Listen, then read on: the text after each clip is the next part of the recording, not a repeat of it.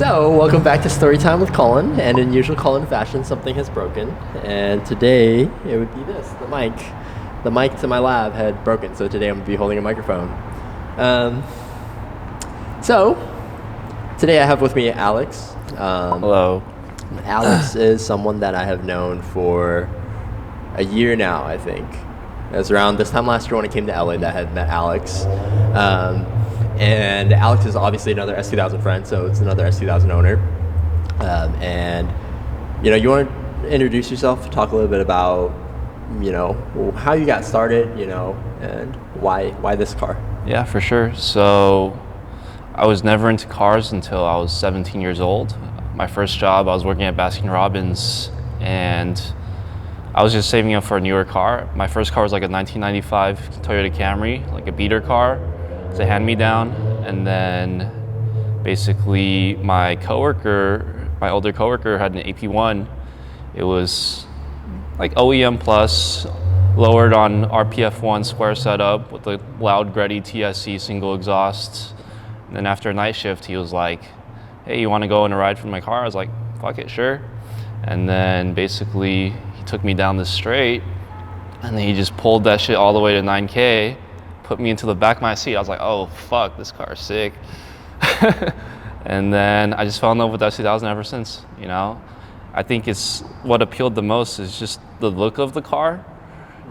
It's just something like a really unique, special look that, you don't see every day. And I just fell in love with everything about it. So we all know that S2000s are slow. So if the S2000 is putting you in the back of your seat and you feel like it's fast, yeah, it's a weird feeling. We know how slow our cars are, but like an NA S2000. But at the end of the day, somehow it feels fast, which is it's a very weird feeling.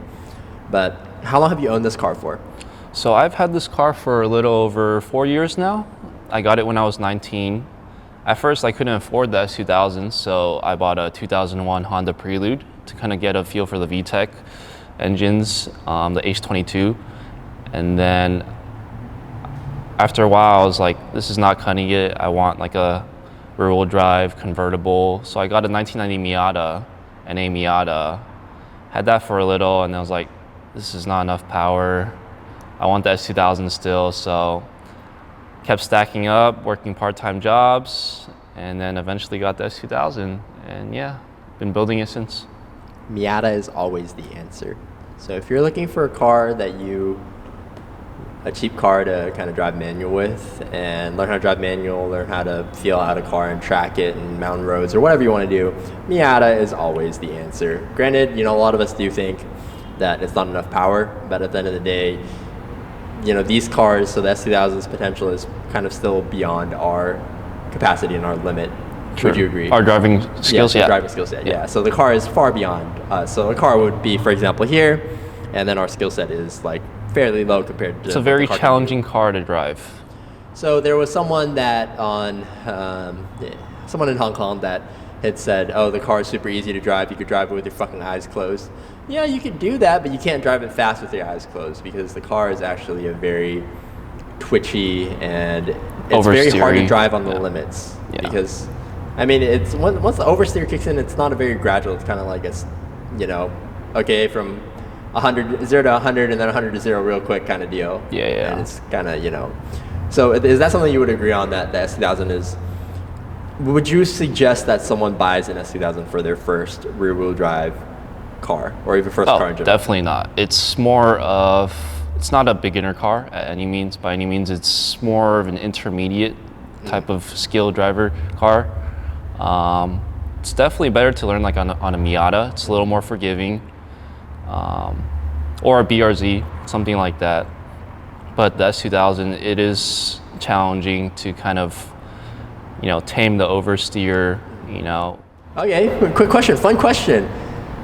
Have you crashed an S2000 before? I've actually crashed this one before. Yeah. So what happened was I was following my friend Gianni and Phil down a Diamond Jamboree. We entered the freeway ramp on the 405 North. It was like a fast right-hand sweeper turn. I hit that shit at like 60 miles per hour on some bald-ass RSR tires, and then just tail kicks out. I fucking spin all the way did like a 360, and then ended up hitting one of those wooden signs on the side of the freeway, and fucked up my quarter panel and my rear bumper and my taillight. But honestly, if I didn't stop there, I'd probably spin out to the slow lane and maybe get T-boned. So that's always a question I like to ask S2000 owners, because I mean, a lot of us aren't afraid to admit it, that we've crashed our cars before, crashed a car before. You know, he's young, I'm kind of still young, but I've been through a lot of shit, and I see a lot of young kids who think that their skill level is like, they think they're God tier. And what happens when you think that? Obviously, you go over the limit and you crash the car. And so it's a matter of, if you crash the car, are you still around and alive to learn from that lesson? And did you kill anyone in the process? And did you hurt anyone? Because there are many instances where accidents do, you know, they do lead to people getting hurt. Stay on track, guys. Stay on track is definitely one thing. So obviously, I'm from Seattle. Our S2000 community and even our track community is different, because what does a track day cost out here in Southern California? It's around $150 to like $200.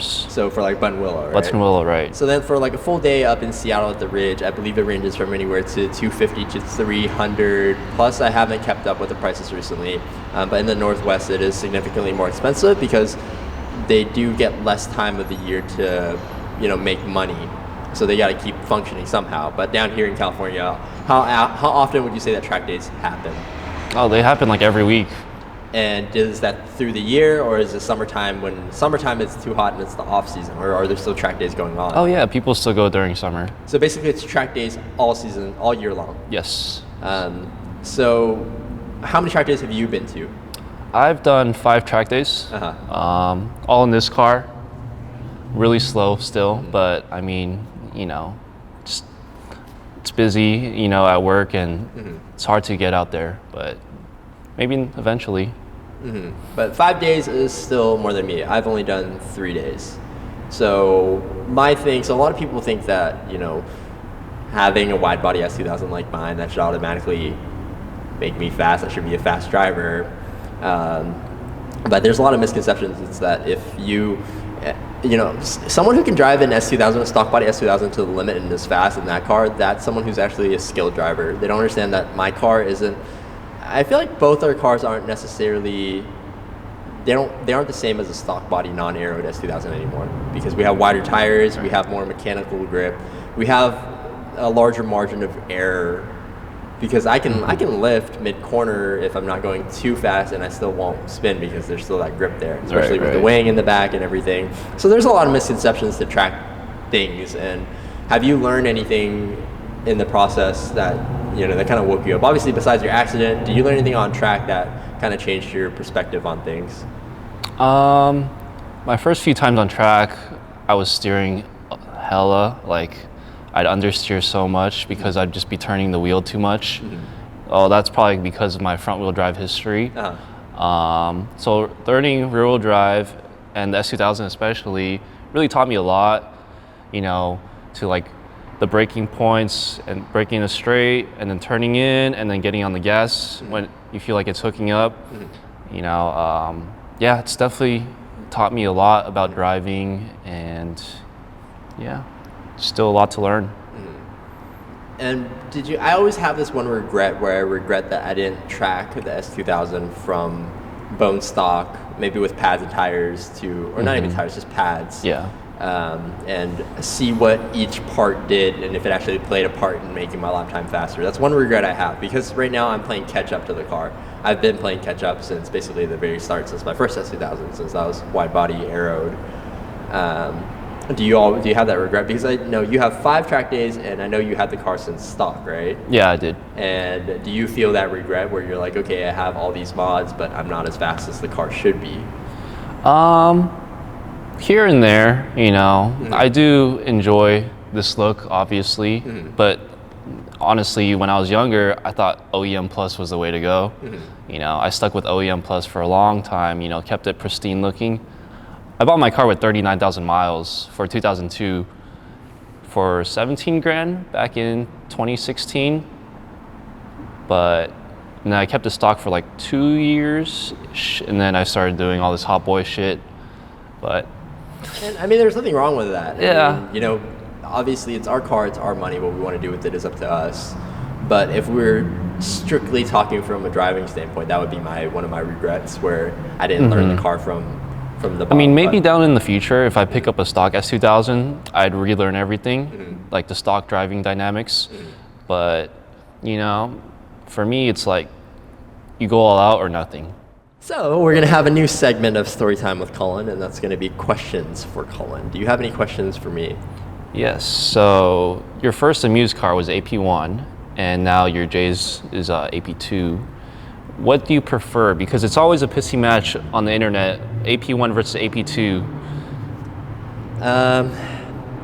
So I can say, okay, so in the United States, AP1 is essentially from 00 to 03, and then 04 and 05 are kind of like, they would kind of consider them the AP 1.5 because it's a 2.2 liter, but it doesn't have traction control, and it doesn't have, and it's still, what is it? It's still drive-by-wire. Drive-by-wire. And then, wait. For the 06 Plus. 06 Plus, yeah. 06 Plus, sorry. 06 Plus is drive-by-wire.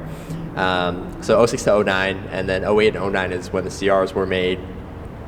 So basically my AP1 was a 2003, and then this AP2 is 04, so basically a 1 year gap. For me personally, the first day that I got into this AP2 and I, foot to the floor, it felt like I was jacking off, and then I stopped halfway. I mean, so I'm pretty sure everyone watching this is, actually, I actually think there actually are kids watching this. Yeah. But anyways, it's marked not made for kids. So if your kids are watching this, I'm sorry. I guess you started them on sex ed fairly early. Maybe I should start a sex ed with Cullen segment. But anyways, getting back on topic. So that 1,000 rev range does make a difference. Not necessarily in the amount of power that you're getting, because the AP2 is torquier. It is quicker in a straight line. But then there are many factors that come into play as well, because if you have a fairly high mileage AP2 like mine versus, you put that motor against like his motor has maybe what, 54,000 miles right now? Yeah, so 50-odd thousand miles on it. And, that motor could be a 240, 250 compression on each cylinder, while mine could be, 210, 220, who knows. So we're automatically losing out on power there. Just from the motor alone. And then other circumstances are the car, I really haven't driven them too much stock back to back, so I can't give you that comparison, because the comparison I can give you is two cars that have 285, 35, or 265 and above are compound tires. Same aero, because the aero came off of the amused car onto this car. But the handling characteristics are very, very similar. But the AP1 does have a quicker steering ratio. So that was something that I noticed right away. I mean, even though the AP2 is still fairly quick, but it's not as quick as the AP1. And the transmission in the AP2, I do feel, is a little softer than the AP1. That's what I think. I'm not sure if that's accurate or not. But for me personally, though, I do prefer, like, if you were to ask me stock to stock, it would be an AP1 all day. Just because of the 9000, the original design of the tach that came from the F1 car. Just little characteristics, because that is the original car. All the little facelifts, not really facelifts, but like all the changes in design and stuff they're good, but to me, the poster car of S2000 is always going to be the AP1. Right. And another thing is, I don't know, I prefer the AP1 lights more. It's kind of more period correct. Yeah. So little details here and there. Because me personally, if I were to have a completely bone stock S2000, it would have to be a CR. But anything 06 Plus is very, very soft. But obviously you can mod them all to be fairly similar. But then the drive-by-wire is a little iffy. They have it's like a clutch delay valve. I think the S2000 has that, right? On the older ones. It's basically where it's like you're redline, you're banging gears, and you still get that choke because the clutch doesn't come out fast enough, like if you were to not have one. Obviously, I think you could delete that as well, but I'm not too sure because I haven't looked into it. I haven't owned one. So everyone likes to think I'm very knowledgeable about S2000. I'm an S2000 god, but there's so many minor changes in each and every single year. So all the way from 00 to 09, like the 10 years that the car was made, there's been a little difference between each year. like steering ratios, suspension setups, spring rates, and then obviously AP1s are more twitchy because of the what do you call it? Oh, obviously the tire width, because they came on 16s stock, and Right. AP2s came on 17s, and then the suspension design in the rear, it was somehow twitchier. I forgot what made it twitchier. If someone would like to enlighten me or enlighten us as a whole, so I don't know. Does that answer your question? That's a good answer. AP1 just makes sense. You know, it's more, you know, the longer gearing, it just makes more sense on track, you know, and just the whole driving experience on track, like it really shines on track. Like that's where it feels at home.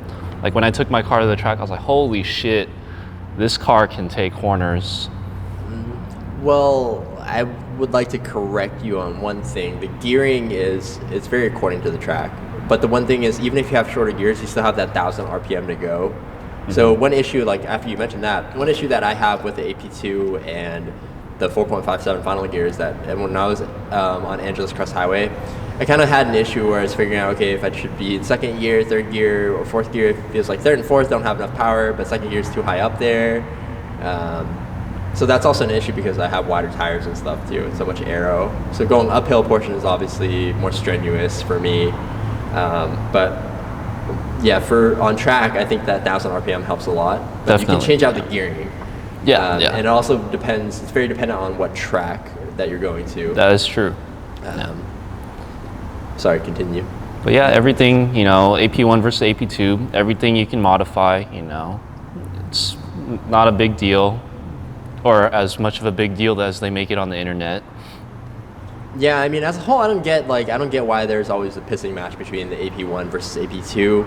I mean, at the end of the day, it's still an S2000. There are perks and flaws, and everyone has their own personal preferences. But if you were to ask me what I would recommend, I would obviously recommend an AP1, preferably 2003, because that was the year that kind of had the least amount of AP1 issues, but is still technically an AP1 and genuinely feels like an AP1. Mm-hmm. Any other questions for me? A Muse GT kit or the J's GT kit? Fuck, I knew this question was coming. So back in high school, obviously if you guys watched the story time on just myself, you guys would know that I had the Amuse and had the J's. And why I liked both of them at the time was because of this one photo from Australia where there was a white Amuse and a yellow J's parked together. So I liked both of those kits. But at the time I liked the Amuse a little bit more because of Gran Turismo. Obviously with the quad canards, that's like a very classic and timeless look. So for the Amuse, I think the Amuse I definitely prefer the rear on, but the front, I'm kind of torn because honestly, even though I love the S2000 so much, I think the S2000 is kind of a weird car. There are certain angles from the front and certain focal lengths that you use on it that make it look weird and not as sharp.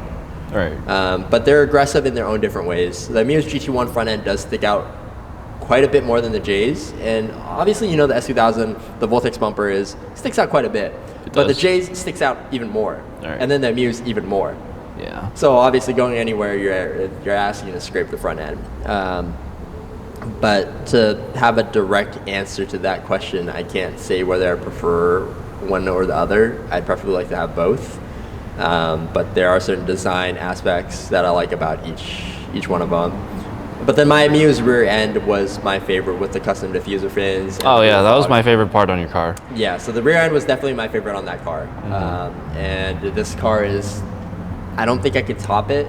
I don't think I could top the rear end. That's why I kind of chose to go with the black rear end to kind of set it off a little bit. Right. But the angles on the fenders on the J's car are, very curvy, so very GTC styled, while the Muse is still very street car. So even though the Muse is wild, it was still kind of street car-y vibe. That doesn't really answer your question, but that's kind of what I think about the both of them. So I do want to have another Muse car at one point in time. And obviously the Voltex car. And I want a CR. And I want a new Formula Red. It's still NFR for S2000, yeah. New Formula Red 03, full Mugen cataloged out from like the catalog car. And just cruise that California and not get state refed, But it's fairly interesting because Southern California is kind of like your biggest modified car city. I guess. The car culture here is booming. Area, state. But the thing is, it's funny because the government doesn't necessarily, well, not so much the government, it's more so the police officers don't agree with it so much. They're cracking down more on the takeover stuff. Now, so, because I remember about a year ago, the focus was still on state refs for Loud exhaust exhausts, and stuff. But obviously now with the takeovers, which is a fairly different crowd, and obviously with Joey and Yuta, we kind of touched on the topic a little bit. I even experienced the takeover firsthand, kind of like one of those people, I'm pretty sure. I just arrived into Redding, California, so NorCal, and I was filling up gas, just kind of resting a little bit, and there's a pickup truck that just did a burnout, like, for no reason. It's very common here. Yeah, you always see that shit. So do you want to kind of enlighten me a little bit on why you chose the parts that you did decide to go with, and kind of what mods you have on the car? Yeah, sure. So I have the Voltex front end. It's a replica. You know, I'm not ashamed to say that, because honestly, if you're going to track this car, you're going to go through multiple front bumpers probably. Don't be a bitch. And yeah, I would feel super bad fucking up an authentic one, so. Come on, I flew off track in my car. But yeah, I mean, I've always loved the Voltex front end. Need a splitter to balance out the aero in the rear. I have a Type 7.5 Voltex swan neck in the rear. It's 1700 millimeter. The swan neck just, you know, I've always loved the swan neck design, like how efficient it is in producing downforce. Yeah, and just the look of it. Have the craft square mirrors. They are pretty expensive, but it's just the nicest mirrors in my opinion for the S2000. They're basically, you know, Japanese race car mirrors. And then the J's Racing fenders, you know, it's just a nice wide look, you know, just, and then having the louvers on them, it's just completes the aggressiveness.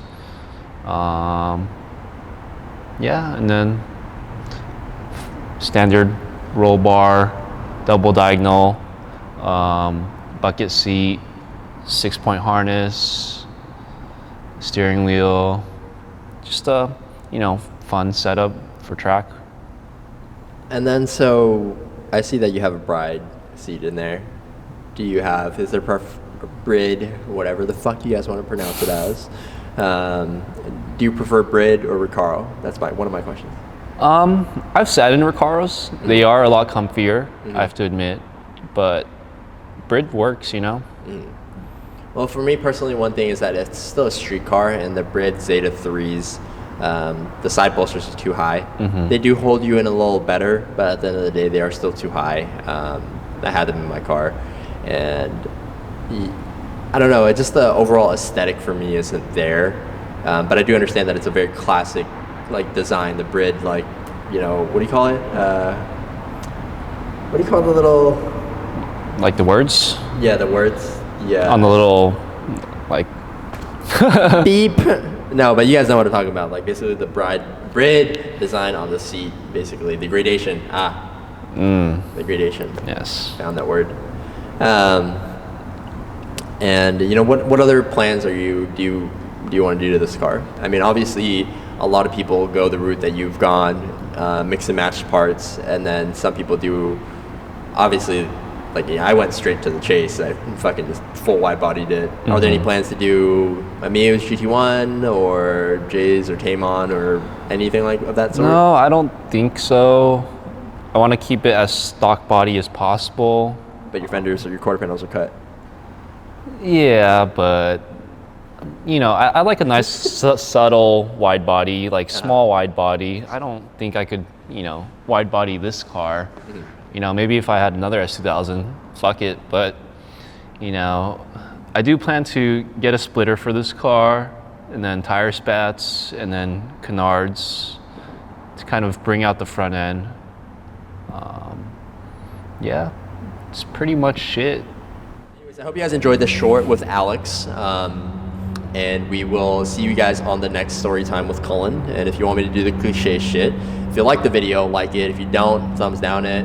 And subscribe and comment, and obviously leave questions, talk about topics that you want us to talk about, or people that you want me to go and interview, things you want to see. Because I am definitely expanding my social media aspect side of things, and there might be a potential for me actually moving towards more Chinese content as well. And if you guys are from Hong Kong or speak Cantonese or whatever, do go ahead and check out my friend Charles' channel. He has an R34 GTR, and he's been doing a lot of Cantonese vlogs. So we're just here to spread more interesting content and to show a little bit more of the world.